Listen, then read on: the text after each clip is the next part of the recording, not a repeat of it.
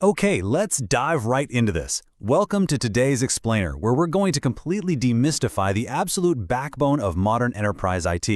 If you've ever found yourself wondering how a massive global company manages thousands of computers, users, and complex security rules without just descending into total utter chaos, well, you are in the right place. Today, we're taking a highly structured journey. We're going to start by looking at the high-level architecture of Active Directory, and by the end of this, you're going to walk away with the practical knowledge of a master IT mechanic, ready to actually troubleshoot real-world issues. Here's the roadmap for our explainer today. We're breaking this whole thing down into 4 logical phases. First, the Active Directory blueprint. Second, core protocols and mechanics. Third, group policy essentials. And finally, we'll wrap up with real-world troubleshooting scenarios. Let's get moving. All right, Section 1, the Active Directory Blueprint. We are starting right at the absolute fundamentals here. Because look, before we can pop the hood and fix the engine, we really have to understand the macro structure of our IT landscape. To really grasp Active Directory, or AD as we usually call it, I want you to imagine a massive corporate office building. Active Directory is essentially the central management system for that entire building. Instead of running around configuring rules, passwords, and permissions on every single individual computer, which, let's face it, would take a lifetime, administrators use AD to centrally manage all their users, computers, groups, and security policies from one single place. It is the ultimate directory service for any Windows domain environment. So sticking with our analogy, if Active Directory is the corporate office building, the domain controller, or DC, well, that's the security desk down in the front lobby. It acts as the Windows server hosting ADDS. Its primary critical job is to verify exactly who is entering the building. When you punch in your password first thing in the morning, it's the domain controller that authenticates you, applies your specific security policies, and provides those directory services to make sure you can only access what you're actually supposed to. Let's zoom out even further for a second. If a domain is just a single building, the forest is the entire corporate campus. The forest is literally the highest level logical structure in Active Directory. It can contain multiple domains, multiple buildings, right, that all share a common underlying schema, configuration, and global catalog. It's the ultimate umbrella holding the entire network architecture together.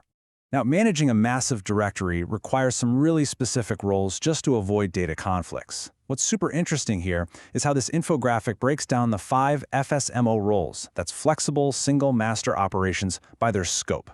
Notice how it separates them out. We've got 2 roles that govern the entire campus, meaning they're forest-wide, the schema master and the domain naming master. And then right below that we have 3 roles dedicated to the individual buildings, meaning they are domain-wide, the RID master, the PDC emulator, and the infrastructure master. Honestly, memorizing this breakdown is a huge step toward mastering AD architecture. Now that we've got the architectural blueprint all laid out, let's transition into Section 2, Core Protocols and Mechanics. We're going to open the hood and explore the actual moving parts that power this whole environment. Look, Active Directory doesn't just operate by magic. It relies heavily on 3 critical protocols to function, which act as the essential glue for all communication. First up, we have DNS. Client computers absolutely rely on DNS to locate the domain controllers on the network. If DNS is broken, literally nobody can find the security desk. Next is LDAP, or Lightweight Directory Access Protocol, which is how we actually query and read the directory information itself. And finally, we have Kerberos, the default authentication protocol that securely handles digital tickets to prove you are exactly who you say you are. Let's walk through exactly how those protocols work together in the real world.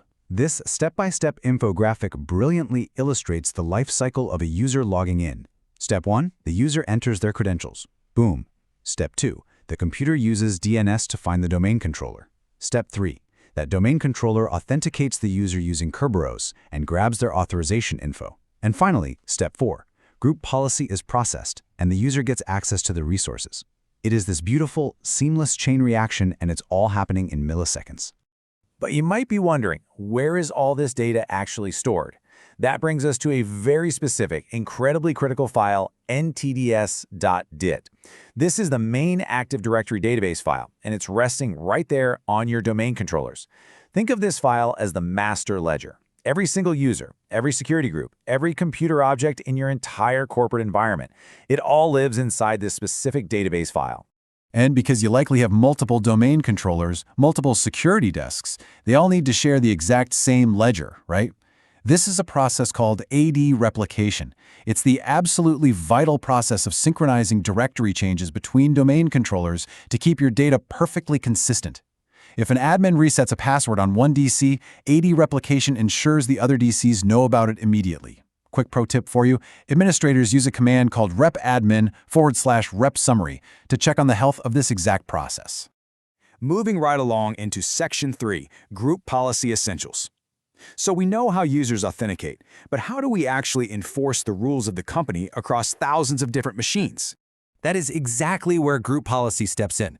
It allows administrators to centrally configure security and system settings. Do you want to disable USB drives company-wide? Group policy.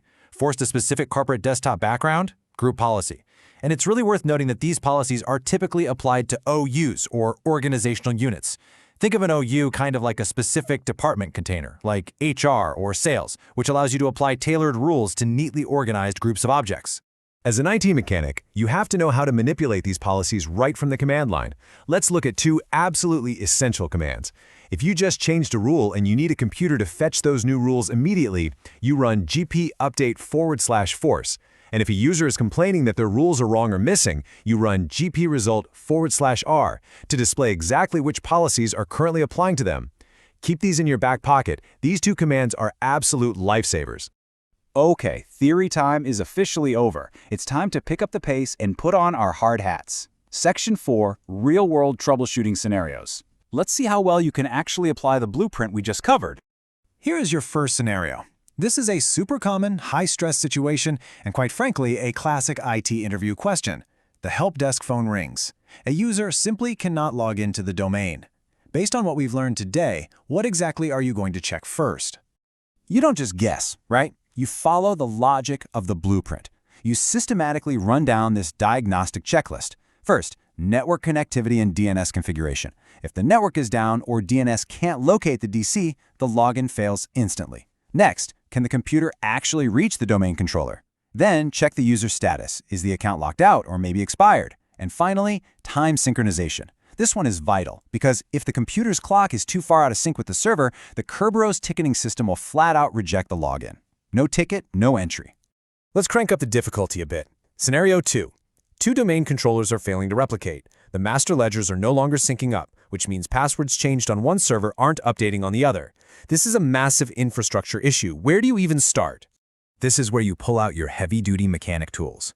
You immediately run repadmin/rep summary and repadmin/showrep to see exactly which connections are failing. You run the dcdiag command to get a comprehensive health check of the domain controller. And just like the user login issue, you absolutely must verify DNS resolution and network connectivity between the two servers. Think about it. If they can't talk over the network, they certainly can't replicate their databases. All right, final scenario. And this one is a notoriously frustrating issue for IT professionals.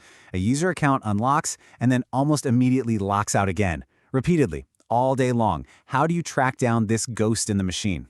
You basically have to become a detective.